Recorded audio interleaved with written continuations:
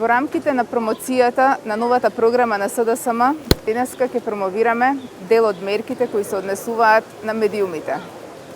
Лидерот на СДСМ вчера објави уште една мега афера.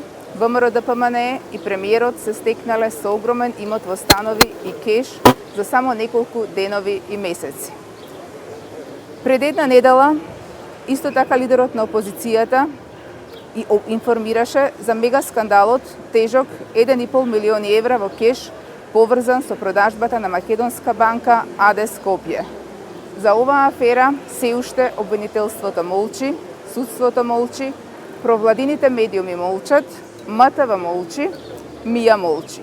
Тоа е уште една потврда на нашето тврдење дека за време на владењето на ВМРО-ДПМНЕ власта им го укина правото на граѓаните да бидат информирани.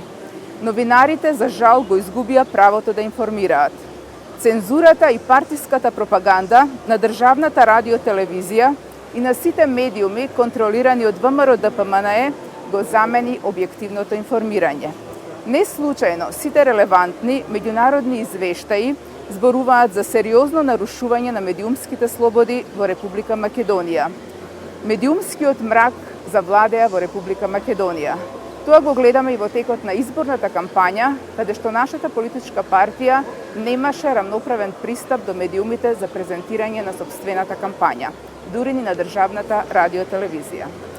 За СДСМ, слободните медиуми се основен столб на демократијата.